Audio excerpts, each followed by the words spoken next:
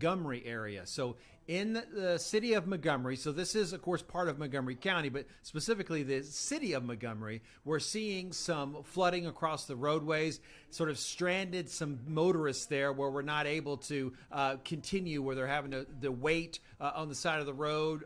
And I haven't heard of any specific high water rescues yet, but I would think that's certainly going to be a possibility as we see, again, a flash flood warning up until 8 o'clock for the area near Montgomery and then back over towards Walden and Lake Conroe.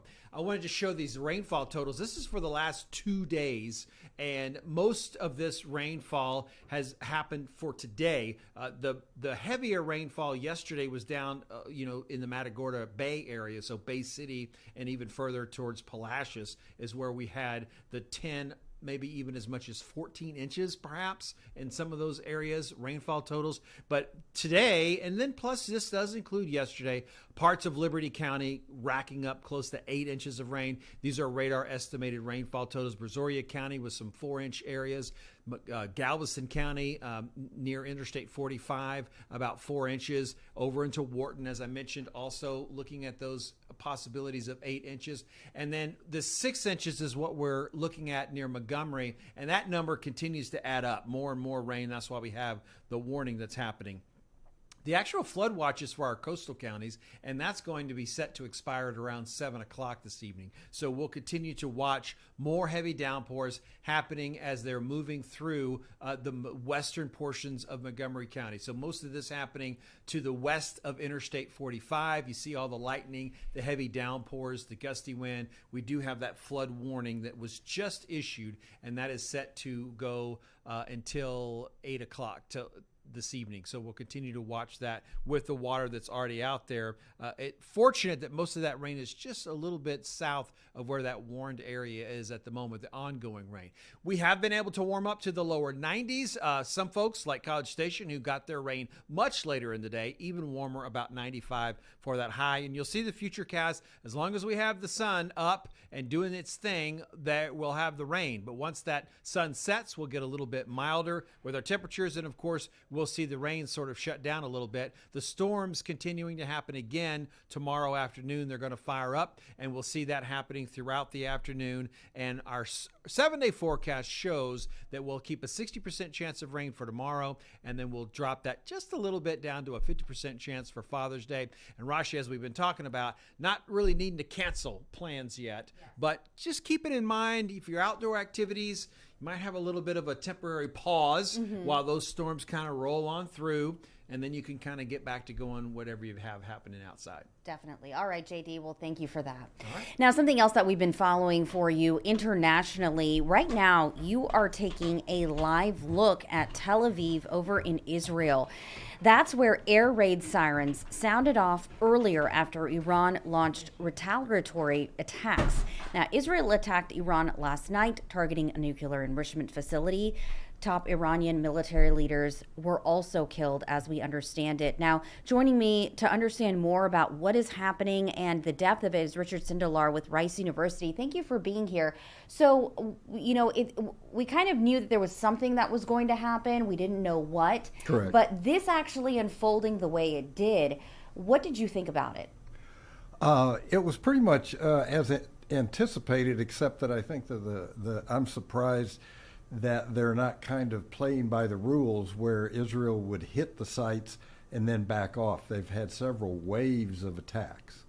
Iran has responded with at least 3 waves of its own attacks, starting with the drones. So we're getting a little closer to a war footing than a tit-for-tat kind of strike back at each other sort of thing. So we're getting into a tenser situation.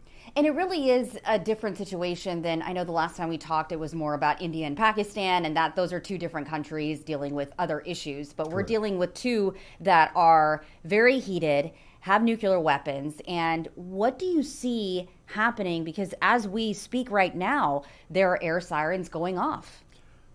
There are several layers to this, and it's an extremely tense situation. I am anticipating now that Israel will continue its attacks. Iran will continue some sort of strike back. Iran's military hardware for missiles and jets and everything is at least a generation behind Israel. So they're going to take a bigger beating than Iran can strike Israel in return with. Nevertheless, it seems like it's going to go on for a while, and I don't see an end game because Netanyahu, Prime Minister Netanyahu, has made it pretty clear that this is the strike in which they want to take out the nuclear program. I doubt they can do that, but this is what he's attempting to do. And it's, obviously him doing something like this, the Iranian regime there is not going to be quiet, which they've said themselves publicly.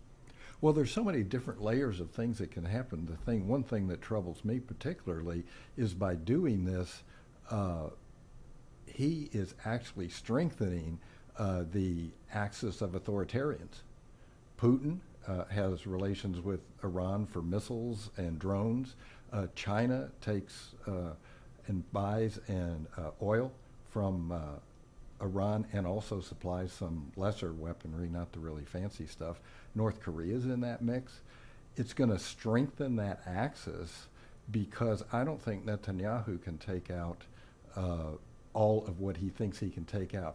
By comparison, it took them several months to take down Hezbollah in Lebanon, and for a year and a half they've been fighting about 30,000 Hamas guys who are down to very few in Gaza, but it's taken them a year and a half, and there's still 30 or 40 hostages unaccounted for, and there are still Hamas guys regrouping in the tunnels. So if he thinks he can knock out the nuclear program, which is deeply buried in many portions in Iran, I'm doubtful that he can do that. So this is a festering thing that may continue. And so some have said that Netanyahu is doing this as a more strategic plan for something in the future in terms of his relationship with the U.S. What do you foresee in any sort of theory behind that? Actually, the reverse is my concern because Iran has said that if the U.S. was involved, they'd strike at us. They have not done that. They've stayed within a guardrail where they've struck at Israel so far. They could choose to then strike oil in the Hormuz Straits. They might take on an ally and strike Saudi oil as they did a few years ago. But today, our administration has confirmed that we helped the Israelis. So this is the first time that I can remember where the U.S. has actually taken a shooting role in a Middle East war, if I can call this a war.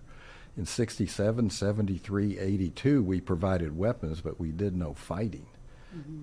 This is the first time we're actually involved in direct fighting in defense of Israel, true enough, but Iran is going to see that as making Israel more bold, and so they may start striking us. So we've got troops at danger, up to 40,000 troops sprinkled throughout the Middle East who might be in danger.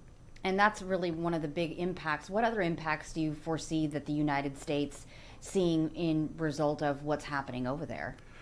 One impact that people talk about is if Israel can take out most or do significant damage to Iran's nuclear program, that would delay them getting nuclear weapons, maybe make them go for that deal that Trump so much wants, where they would put aside enrichment. Again, I doubt that for a variety of reasons. The Iranians are a very proud people and often refer to themselves as Persians. Mm-hmm.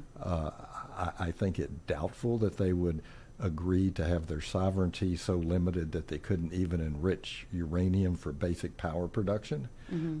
So the problem is that this doesn't solve the problem, and it only exacerbates it and escalates it. I was trying to find the tweet that Marco Rubio posted, and it was basically Secretary of State saying that they are not involved, or the U.S. was not involved in any of the strikes that Israel held against Iran. Did you find that interesting that he was saying something like this? Well, I think he was trying to protect our troops, mm-hmm. And Israel did act without us. There was obviously foreknowledge. We didn't draw down troops and dependents in the Middle East without knowing something was up. So very clearly we knew. And Trump gave a 60-day deadline, mm-hmm. and he declared yesterday or this morning that was the 61st day. Therefore, Israel was free to do what it did. So Rubio saying that, I think, was trying to get the Iranians not to strike at us. But today that was undermined when they said that we've helped defend them. Yes, definitely. Well, it's going to be interesting developments. Thank you so much, and I'm sure we'll be talking to you further on about this conflict. I'm afraid it may go on for a number of days or weeks. This may turn into an actual war. Yes, definitely. All right, thank you. All right, we'll be right back.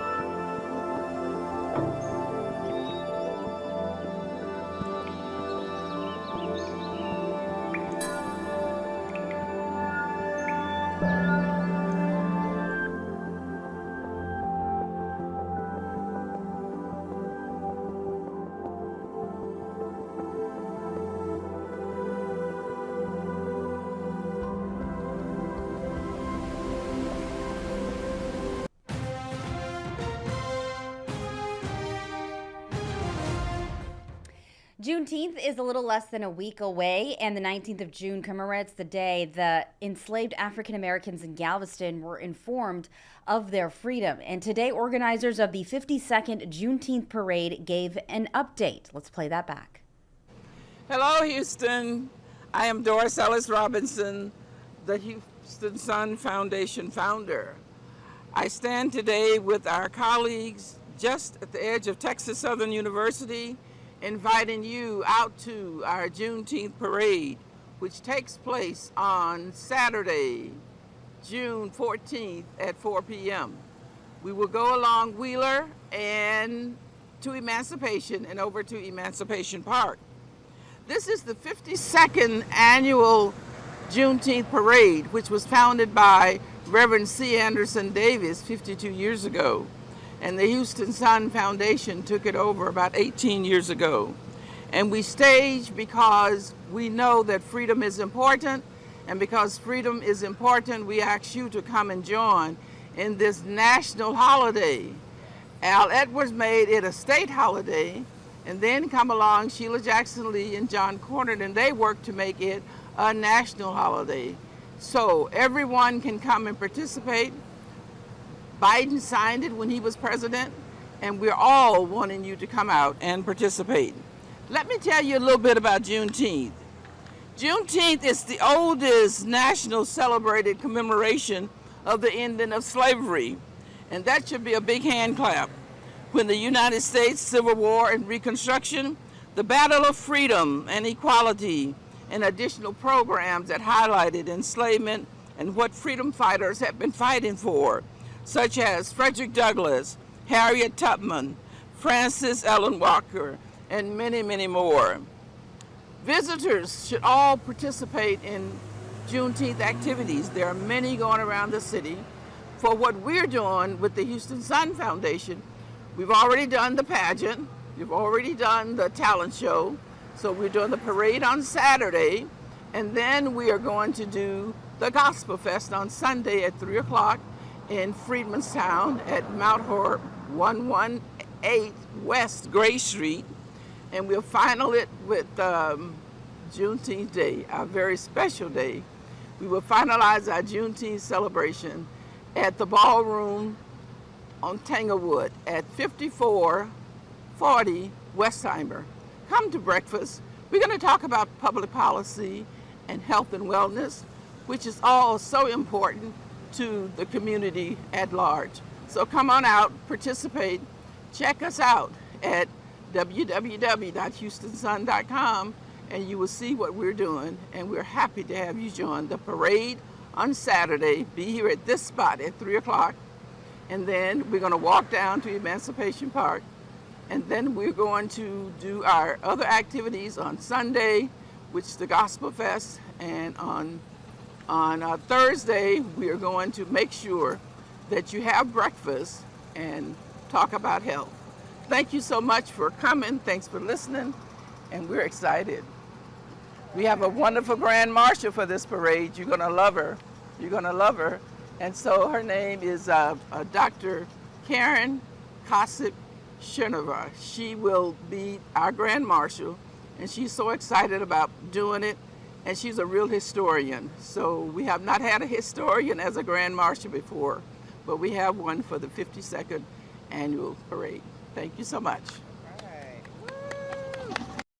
All right, looking forward to it again on June 19th. Well, did you know that Sunday is Father's Day, but also World Elder Abuse Awareness Day? And that's a day that is actually dedicated to raising awareness about the mistreatment of elderly and disabled adults. Community leaders are joining forces to focus on abuse and neglect. And we hear from Harris County District Attorney Sean Tier. I think it's so important to be able to really show how important and how much we care as an office about protecting our elderly community, our most vulnerable population, and really raise awareness about what kind of abuse is going on in our community. So I think it's very important. Can you talk to us about that abuse? What kind of abuse?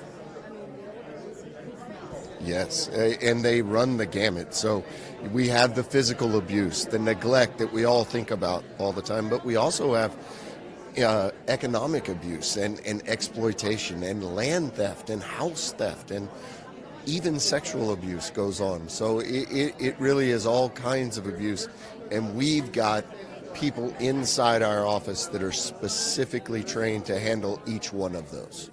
Yeah, you were talking about that in your office. You have specific investigators. Can you expand?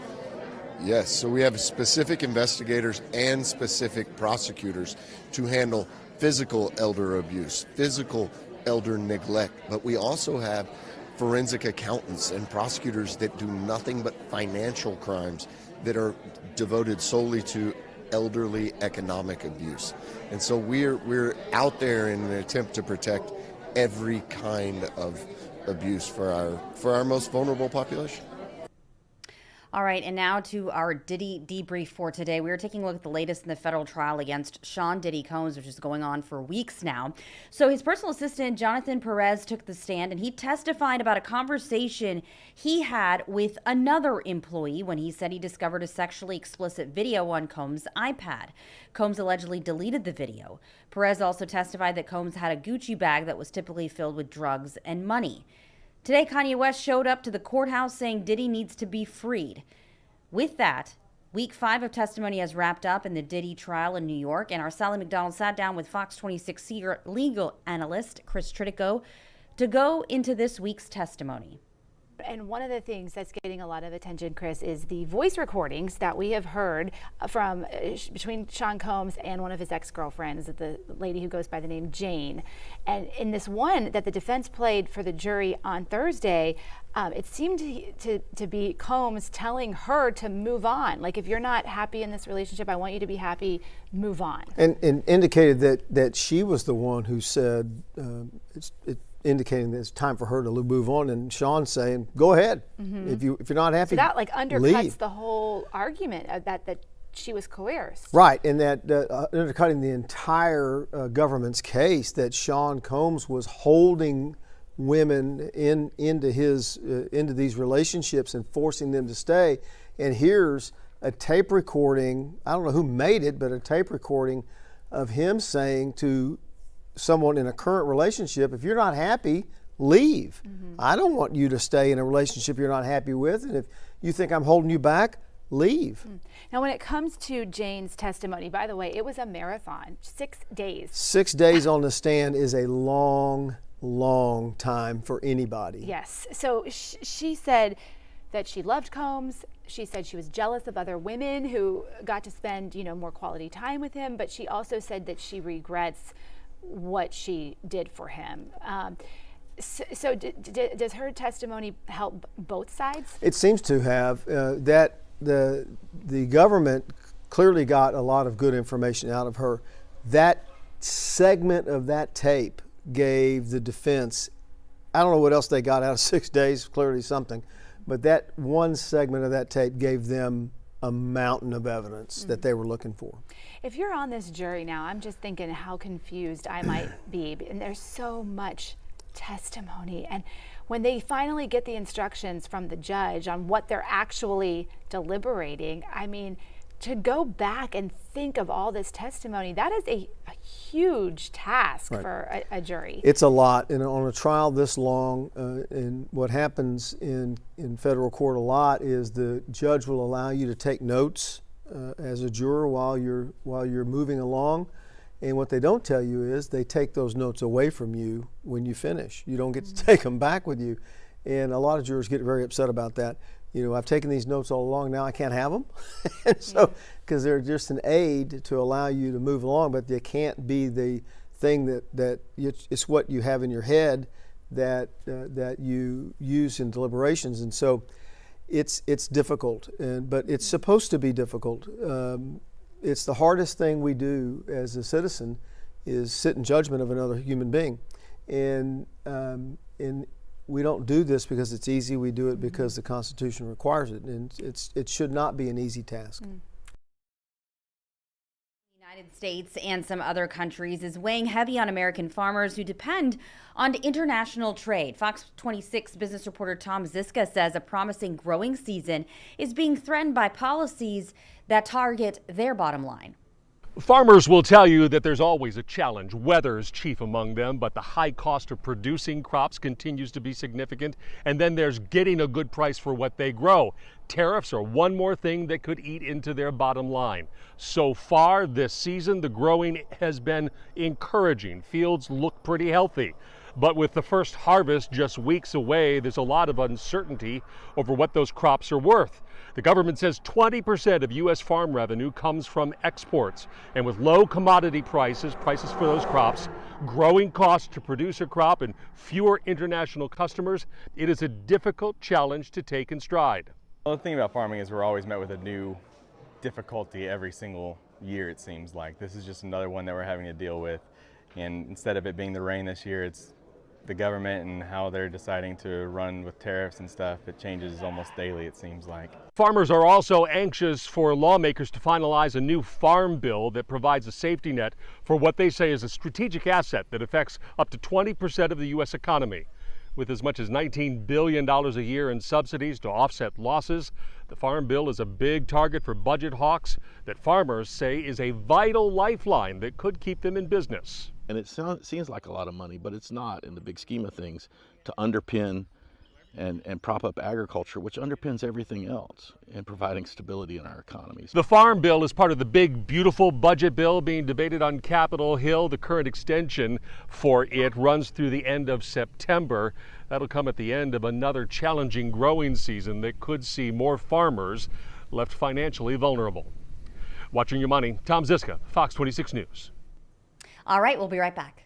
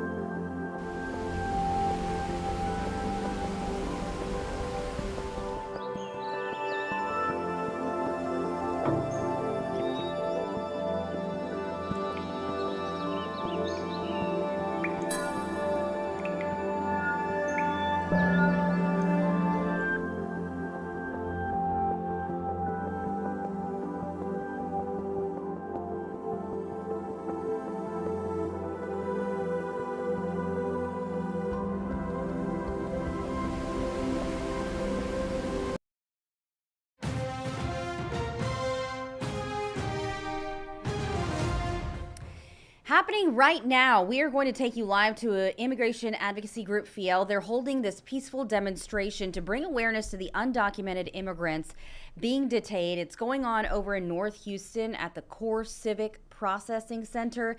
And you can see that there are several people holding signs outside of this processing center. And this has been planned for quite some time now. We do know that ICE has detained multiple people this week in an immigration courthouse in Houston. So they've been planning this rally tonight in response to the recent federal immigration enforcement in Houston, particularly at immigration courts. I don't believe anybody has spoken yet, but if they do during this newscast, we'll definitely be sure to bring that to you. Now, Cesar Espinosa, who we've heard from recently, he is the executive director of civil rights organization FIEL, and he said during an interview that the group is planning to protest outside of this center, and they're asking for people to come out and to exercise their First Amendment rights peacefully. And at the end of the day, we as an institution don't condone violence, and we want to make sure that our membership and people that trust us, they go home at the end of the night safely and peacefully. Now, all of this being sparked because of what happened on Monday. We do know that U.S. Immigration and Customs Enforcement, or ICE, they did detain at least 2 men at an immigration court in Southwest Houston shortly after the cases were administratively closed, according to Espinosa with Fiel, and the federal agency has continued to take people into custody at the immigration court throughout the week. So we will continue to monitor this as it goes on. There is Espinosa right there. You can see talking with police, and we also have media out there as well. So I'm not sure if he will be speaking soon, but usually he is the spokesperson for Fiel, and it seems like there are dozens of people out there, and they are waiting right now to speak, and we will bring that to you whenever that actually happens. We also know there are protests planned for tomorrow. The number of No King's Day of Defiance protests scheduled for tomorrow across our region is actually growing. The movement is meant as a protest of President Trump's policies, from deportations to benefit cuts. And it's also a protest of tomorrow's military parade in D.C. Locally, we have reached out to Houston PD, along with police in Sugar Land, Katy, Conroe, and other communities. All of them say they are prepared for what they anticipate as a day of peaceful protests. And you can learn more about what is planned, which areas to avoid on Fox Local. It's the app you might be watching right now, or the app you haven't downloaded yet, which you can on your smart TV, also your phone. And we've also made a list over on our website, fox26houston.com. Now to a story where you are going to think, what the heck is happening? But yes, this is true. So a Metro police officer is arrested in this shocking child sex crime sting. Gabriel Thomas, look at this, Slusher. He was taken into custody as part of an undercover sting. Investigators say he was trying to get nude photos of an 8-year-old. Fox 26's Jonathan Mejia is tracking the story tonight. He joins us live. I know, Jonathan, when you came in, you were like, this is just such a bizarre story. So what have you learned? Deeply disturbing. It's crazy. I have the arrest affidavit here. I went through it. I'm like highlighting everything because the details are just crazy. So first and foremost, this Houston Metro Police, last name is Slusher, Gabriel Thomas Slusher. Investigators found him on a site called Double List. So Double List works like Craigslist, except for Double List is explicitly for sexual encounters, trying to meet people for, crazy activities. Right. The ad read that he was a married cop, and that's how they were interested in investigating him. So through that Double List site, they then moved on to Kik, where he preferred to exchange these messages. Now, Kik is an instant messaging app where you can, kind of talk to. It's sort of like AIM, if you remember what AIM was like. Back in the day. Yes, back AIM, like the day. yes. So yeah, Kik is now available, and they were going back and forth. He thought he was speaking with a 28-year-old woman who was offering up her 8-year-old daughter, and he was asking like, "Hey, do you have your daughter available to do X, Y, and Z?" You guys can use your imagination what he was referring to. He admitted that he had interest in taboo relationships. So speaking of relations between a father and a daughter and conceiving together, he thought that was interesting. He admitted that he had encounters with young girls before, and that 8-year-old was the perfect age, and asking for nude photos because that way he would know if he was speaking with an investigator or not. Interesting enough, he wasn't only speaking to one investigator. There was 3 of them working on this case, and they were able to figure out who he was because he was sending them the same photos, so same selfies, same nude photos. And in one of the selfies he sent, he was in uniform. And they took advantage of that and said, hey, well, I like a man in a uniform. So he kept on sending pictures in his uniform. And in one of the photos, he forgot to take out his name. So they saw that it said G Slasher. And then they also saw that it said Houston Metro Department. So they were able to go through, their database, and they were able to confirm and put everything together. And they found his address, his date of birth, and it all matched up with what he was telling them. And that's when they went and they arrested him, and he is facing, these charges. Right now, he is suspended without pay while this is being investigated, and he has a $100,000 bond. Wow. Shocking and nasty. Yes, shocking, nasty, gross. Wow. All right, Jonathan, thank you. The other case that we've been following from court, actually, the man who killed a Precinct 5 corporal has been sentenced to death. The jury made that decision earlier today in the punishment phase of 55-year-old Oscar Rosales. Now, he shot and killed Corporal Charles Galloway during a 2022 traffic stop. Rosales was found guilty of capital murder last week. Now, tonight, police are putting out a warning to the public. They're searching for a man who police say fully exposed himself to some girls. This was outside of a Target over in Tomball. Fox 26's Jillian Hartman spoke with shocked shoppers. Well, disturbing situation right outside this Target here in Tomball. Police say a man exposed himself to 2 girls and a woman here in the parking lot. This happened yesterday around 5:30 p.m. Some shoppers tell me they are appalled and shocked. That's really shocked. Like, I'm here all the time with my kids. Like, I don't know what I'm gonna do if that happened to me. Police tell us 2 sisters and their friend left the store here, got in their car, and then the man walked past them twice, made eye contact, and exposed himself. They shared these dash cam photos with us. Police say this man was driving a white pickup truck and are asking for the public's help to find him. Some shoppers tell us they really hope police catch this man. There should absolutely be no problem for a young woman and her daughter or son to walk to a Target without having to be exposed to something like that. Police tell us they're working with Target on this case. They don't believe the man actually went inside the store. Anyone with information, call the Tomball Police Department. I'm Jillian Hartman, Fox 26 News. Okay, so this is mind-blowing.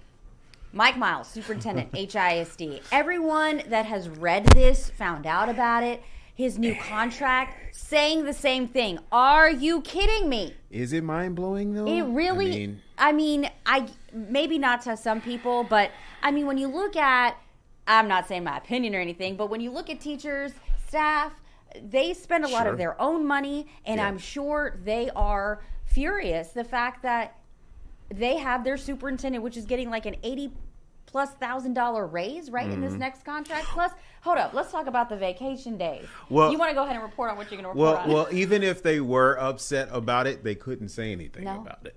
So I'll just break down the math. So Mike Miles is now making per the signed contract last night and board approval, he's making $462,000 a year. That's an $82,000 increase since his last contract. He's got performance incentives where he can make up to $231,000 additional dollars if he hits goals. He gets a lot of perks that have been similar to his previous contract. He gets a driver, he gets a district vehicle, he gets travel reimbursements, he's got full benefits. He also gets, like you said, 25 vacation days, 35 personal and sick leave days. So, you know, you see that number and you're like, what? But this is what the board approved. The state appointed board approved. Now, I do understand that the STAR test results came back and there was improvement across the board. Right. But that is a collective effort of teachers, parents, staff, and all of that. Absolutely. Him getting that raise. I've been just looking at some of the comments after we posted this, and it's... What'd they say? I mean, overwhelmingly that it's ridiculous. Yeah. Well, you know, the thing is that that's what the board approved, and you can't go against that. Right. But the board is appointed by the state. Right. And so, you know, the HFT's argument, the Houston Federation of Teachers argument, is that they saw this coming. They knew that this was going to happen, especially when they saw several of the board of managers be removed and replaced because they felt like they were becoming too outspoken. So they didn't. Maybe they were under the impression that these board of managers who are no longer there were not going to approve this contract. Right. But that's speculative at this point. What else do you have to say? I feel like there's a lot of tension in the room. Okay, so I just feel for those parents and those teachers and the staff, and I understand that there will be reaction because this is so fresh in terms of us getting a hold of this contract. I mean, a lot of news outlets have this contract. It's been out there.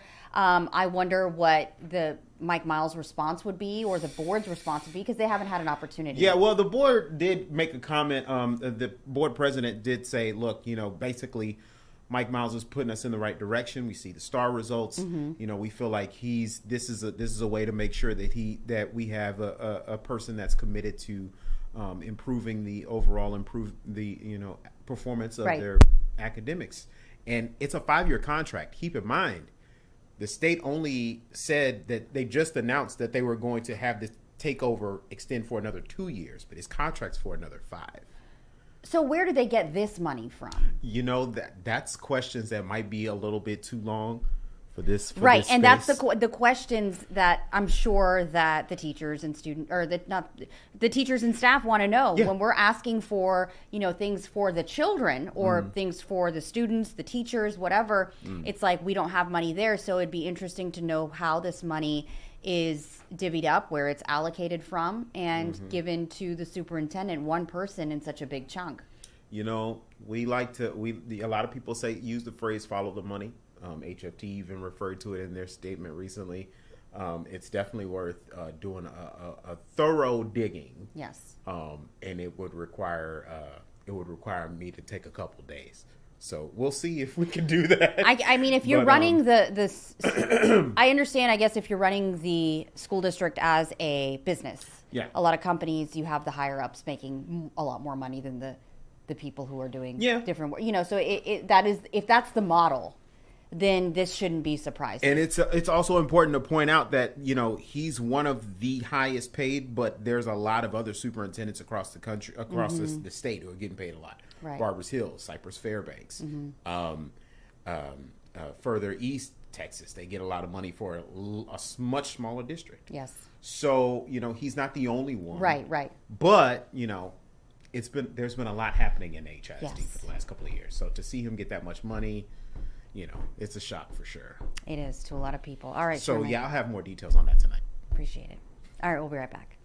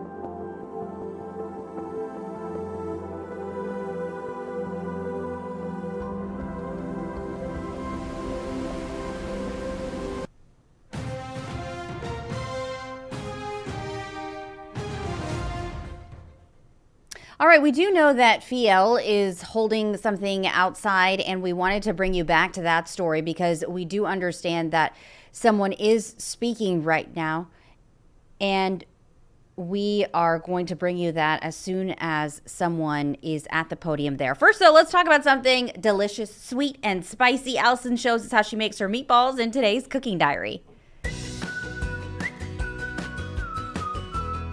Welcome back to Allison's Cooking Diary. We have a really fun take on meatballs for you this week. We're making sweet and spicy chicken meatballs. Oh my goodness.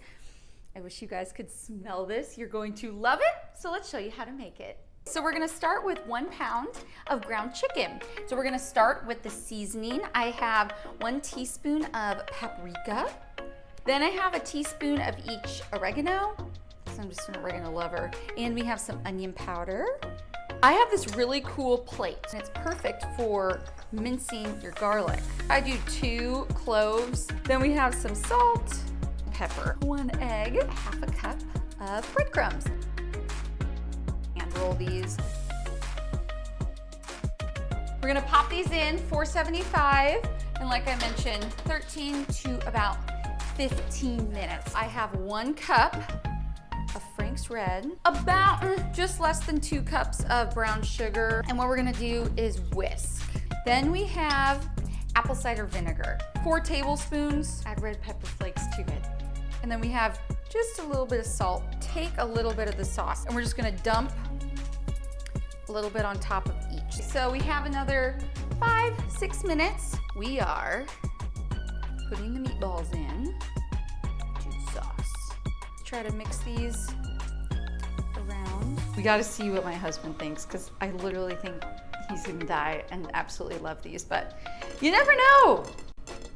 Gib is particular. Either way, I know I'm gonna like it. It's doable. That sauce is so good. That's my kind of sauce right there. I know, you can tell because you can see a little bit of the red pepper flakes in there, but oh, the glaze is so good. I'm a big sweet and savory guy. This is perfect. These were made just for you, Gib. I'm glad you like them. Well, I'm so glad he enjoyed it. These are going to be the perfect hit at your next party. Just a weeknight meal. Didn't take too long at all. I can't wait to share even more recipes with you, and you can find my full version on the free Fox Local app. You're not going to want to miss it. We'll see you guys next time.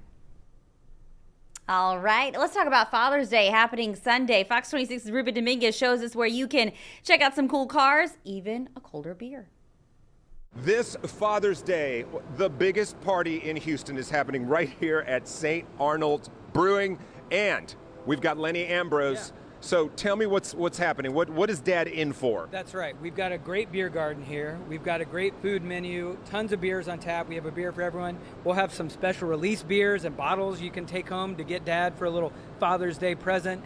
But this Sunday, Ruben, we're kind of pulling out all the stops. We'll have the F1 race on our super screen at 1, but starting at 11, we'll have tons of super fast cars too that look cool, are cool. You'll be cool if you bring Dad here. Yeah, take lots of pictures, stand next to some really cool rides. And we've got 2 of them here. Nader is here from Hypermeats. You guys are going to be here with like how many cars? We're going to be here with about 50 cars, anything from Ferraris, Porsches, Lamborghinis. If you guys love fast, luxury cars, please make sure to come check us out, guys. I love it. And folks, and Hypermeats is a regular thing, man. These events happen throughout the year, right? Absolutely. We host anywhere from like 1 to 3 events every month. So if you guys want to follow some more information, please make sure to check us out at Hypermeats and at Houston and Cars. All right, and let's talk about the vehicle that we're looking at. What is it? Yes, so this is the Hypermeats AMG C63S with a Stage 2 tune, downpipes. It's very, very fast. It's kind of scary. I love scary and I love fast. And we've got another vehicle as well. Guys, these are just 2 of the vehicles you're going to be able to see up close and personal. Antoine, tell me about this Beamer. This is a 2025 M3 competition with its beautiful dark gray color. It's really one kind of a beast, honestly. I love it. Doing 520 horsepower. Yes, sir. Yes, sir. Yes, sir. So it's fast. That's what you're telling me? Really fast. Yeah. Okay. I'm not going to ask you how fast you've gone in that car because, you know, we want to keep it legal here. All right, Lenny, come back in here. All right. So here's the deal. And what is it going to cost for folks that want to bring Dad to this event? If you just want to attend and look at the cars and watch the race, $0. $0 to attend. You don't need a ticket. You don't need a reservation. No reservations. No reservations. Yeah, shout out Tony Bourdain. All right, so here's the deal, guys. If you've never been to St. Arnold, I'm telling you, when they throw a party, they know how to throw a party. Lots of cold beer. The menu items are great. I strongly recommend the pickle pizza. Tell everybody what that is. Yeah, it's pizza with, pickles and ranch and dill, and it's just so good. It's fantastic. But if you don't like pickle pizza, a smash burger, brat, that kind of stuff. All the good stuff. All right, guys, St. Arnold, free for Dad. Happy Friday. Happy Friday. Happy Father's Day, everybody. Ruben Dominguez, Fox 26. All right, Ruben. Thank you so much. He's a great dad. You are a great dad as well. Thank you. I appreciate those comments. I understand that there are some dad jokes to be had here. Yes. So I arrived just so I can do the laughing. Oh, all right. Amy Christiani says, why did Beethoven get rid of all his chickens? This is so dumb. Bach. All they ever said was, bach, bach, bach. I see there. Would you like me to explain that one to you? No, I got it. No, okay, I know. just want to make sure. Stop it. I love Pachelbel's Cannon. That's like one of my favorites. Okay, well Yeah, now we're rocking and rolling. All then. right. What's a skeleton's favorite snack? Says Alex Figueroa. Spare ribs. Ribs. Because he's a skeleton. Right. Lots of ribs. Okay, so when does a joke become a dad joke? When it becomes apparent. Okay, I like that one. I actually that really tickles you. Yeah. Yeah. You have to think about it a little bit. Okay, Tamara, why did Dad keep staring at the bottle of orange juice? Because it said concentrate. Mm-hmm. You see, I like that one too. Have you ever seen like the Will Ferrell and it's like two actors, they like say these dad jokes without laughing? Oh, I haven't seen that one. Oh, no. okay. I've seen those like those things where they have, you're not supposed to laugh. Right. Okay. So what do priests eat for breakfast? Priests. That's interesting because that's not really a dad usually. But You can be a dad if you're a priest? Continue. Well, I don't think in the Catholic Church. Right. What other? Oh, I see what you're saying. You Okay, see what yeah. I mean? Oh, yeah, that's my fault. I was thinking of... No, we need to be more inclusive I, here. I Yes. got to thinking about different church. I was thinking Catholic for some reason. We've had a lot of Pope talk lately, have a lot of- so yes. I've sort of been that mode, I think is what happened. But Oh. continue with our joke here. Dale, we appreciate you here. What do priests eat for breakfast? Donuts, because they are holy. Now we're talking. Yes. All right. So unfortunately, we have to wrap up the dad jokes That is unfortunate. because of our executive producer telling us that we need to now go to a press conference being held by Fiel right now. So let's go out and hear what they have to say. Practice. We gotta practice. All right, we're warming up. Okay, everybody stretch out a little bit. All right. So we're gonna say, liberation, not deportation. Liberation, not deportation. Liberation, not deportation. Liberation, not deportation. Liberation, not deportation. Liberation, not deportation. Liberation, not deportation. Liberation, not deportation. And now we're gonna do a little bit in Spanish. So if you don't know Spanish, get closest to your Spanish friends around you, and you're gonna say, liberación, no deportación. Liberación, no deportación. Liberación, no deportación. No deportación. Liberación. No deportación. Liberación. No deportación. Liberación. No deportación. Liberación. No deportación.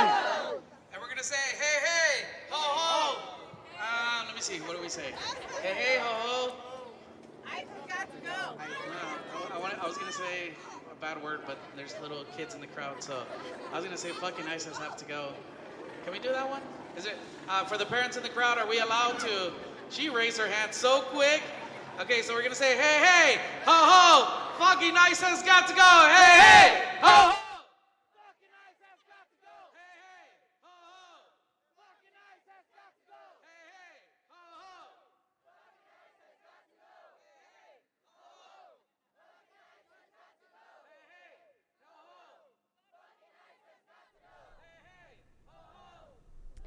All right, we are right now listening to Fiel. They're holding this protest right now outside of what they say is a peaceful demonstration. Unfortunately, they were using some foul language, which is why we had to bring down the mic. But we do know that what they're trying to do is bring awareness to the undocumented immigrants that are being detained. This right now is going on in North Houston at the Core Civic Processing Center. Again, this is the immigration advocacy group Fiel holding this peaceful demonstration. You can see that they are chanting here, and there are several dozen people out there. People brought their kids as well. Seems like the rain is holding up there in North Houston. And we do know the one of the leaders with Fiel is speaking right now, and we can listen in to hear what he has to say.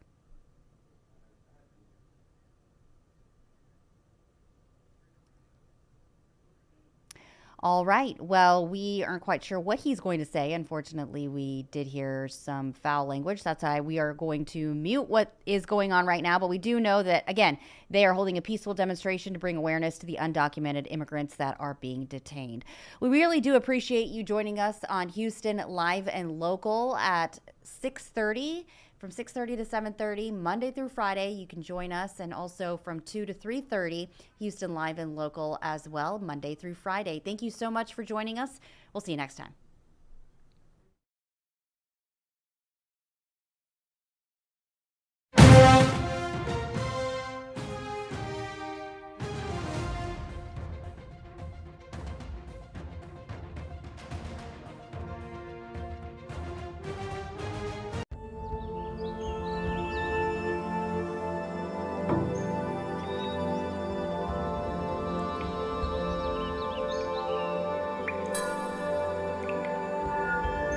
Bye.